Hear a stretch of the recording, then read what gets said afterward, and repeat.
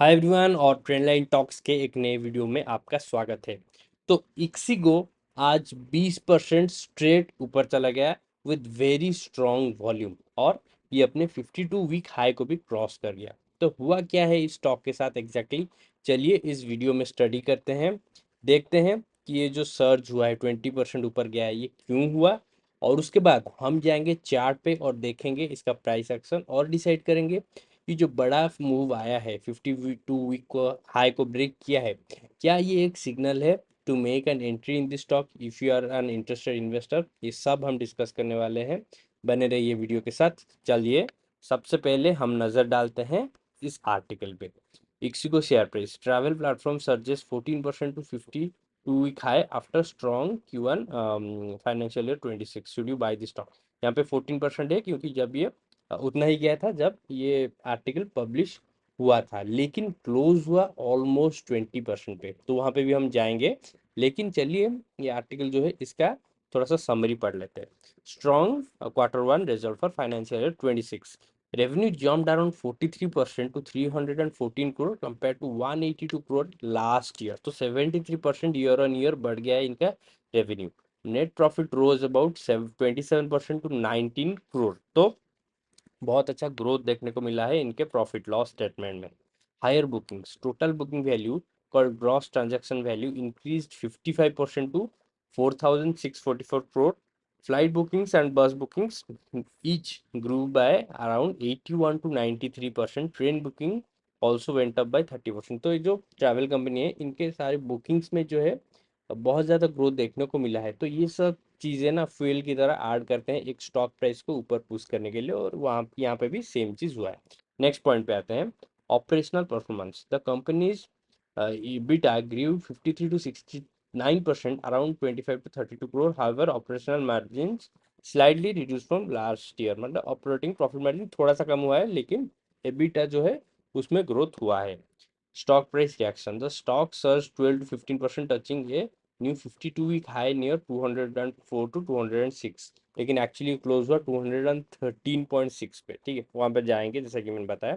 यहाँ पे अभी पहले पढ़ लेते हैं। Technical indicator show strong bullish momentum, support is around 180 to 165, resistance near 200 to 224। ये भी हम खुद से ही एनालिसिस करेंगे, ये इनका बस डाटा है।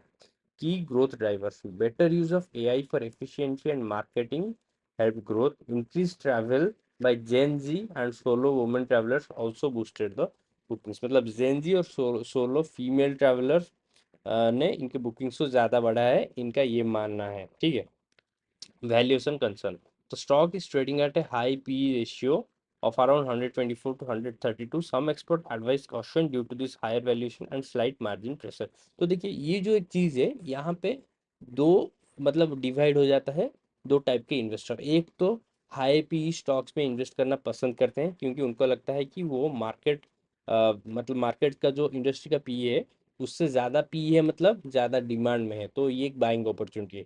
लेकिन दूसरे कैटेगरी के इन्वेस्टर ये सोचते हैं कि ये ओवर वैल्यूड है और हमें सिर्फ अंडर वैल्यूड स्टॉक खरीदना चाहिए। तो मैं ज़्यादा फेवर में जाता हूँ जो मतलब फर्स्ट कैटेगरी के, जो कि सोचते हैं कि ओवर वैल्यूड स्टॉक्स ज़्यादा डिमांड में रहते हैं और उनको ऊपर जाने का इमीडिएटली ऊपर जाने का चांसेस ज़्यादा होता है।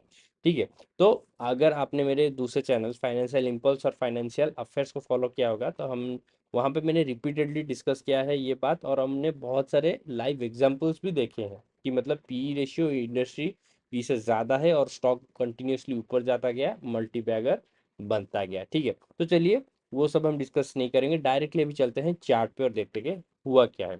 देखिए स्टॉक लिस्टिंग हुआ था 18 जून 2024 को, मतलब ऑलमोस्ट एक साल हो चुका है। ठीक है, और उसके बाद से कंसिस्टेंटली साइड नीचे गया, साइडवेज गया, जैसा कि आप देख सकते हैं। तो सबसे पहली चीज मैं क्या करूंगा, यहाँ पे एक एंकर व्यू डाल दूंगा, वीकली टाइम फ्रेम है यहाँ पे। ठीक है, और जब मैं डालता हूँ आप इमीडिएटली देख सकते हैं कि स्टॉक अभी इस एंकर व्यू को अच्छी तरीके से सपोर्ट की तरह यूज करके ऊपर जाना स्टार्ट करा है। और अगर मैं यहाँ पे मूविंग एवरेजेस डालूँ तो हम देख सकते हैं कि सारे मूविंग एवरेजेस भी ऊपर की ओर मुड़ना स्टार्ट हो चुके हैं। तो चलिए डेली टाइम फ्रेम पे चलते हैं और सेम चीज़ को देखते हैं। तो डेली टाइम फ्रेम में भी हमें सेम चीज़ देखने को मिला है, और देखिए यहाँ पे रिपीटेडली स्टॉक ने एंकर विवा पॉइंट को अपने सपोर्ट की तरह यूज किया है। एक तो यहाँ पे हो गया ब्रेकआउट, ठीक है, फिर ऊपर रहा, फिर नीचे आया, देखिए एक बार हो गया ये सपोर्ट की तरफ टच करके, फिर बड़ा सा बुलिश एनगल्फिंग कैंडल यहाँ पे आप देख सकते हैं हुआ, फिर ऊपर गया, फिर नीचे आया, फिर ऑलमोस्ट उसी लेवल पे फिर से सपोर्ट, फिर ऊपर गया, और फाइनली आज एक बड़ा breakout from the trend line from above this level of 190।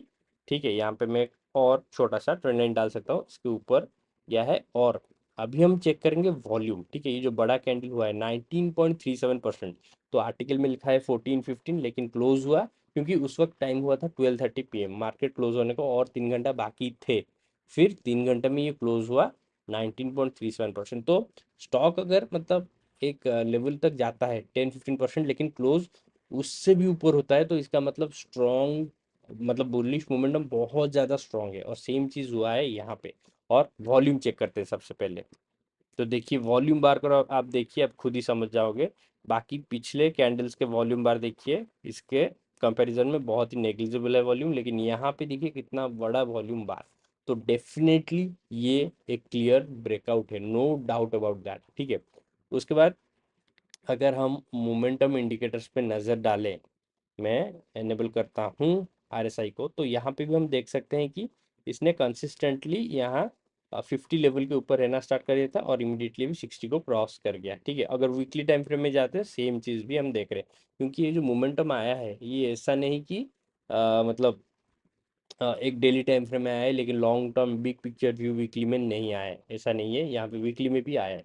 और एक चीज़ जो आर्टिकल में मेंशन था कि रेजिस्टेंस 220-224 पे है, तो वो चीज़ से मैं एग्री नहीं करता, ठीक है। वो उन्होंने किस बेसिस पे लिया है वो मुझे नहीं पता, लेकिन देखिए इसका ऑल टाइम हाई यहाँ पे था 197 के आसपास, 200 का भी ये गया ही नहीं था, लेकिन अभी जा चुका है, ठीक है। Clearly there is no overhead resistance, and I would say these are the scenarios which actually make a good buy, ठीक है। जो all stock all time high पे ट्रेड करा है, with proper base formation, with proper breakout, with proper momentum, तो वही stocks में invest करना सही रहता है, ना कि जो कि 50-60% ऊपर से गिर के नीचे आ गया है, एक लेवल पे स्ट्रेंथ दिखाना स्टार्ट कर रहा है, वहां पे खरीदना हमेशा अच्छा नहीं होता। अगर अच्छे क्वालिटी का स्टॉक है तो ठीक है, लेकिन most of the cases it does not go back up again if the fundamentals are not very strong।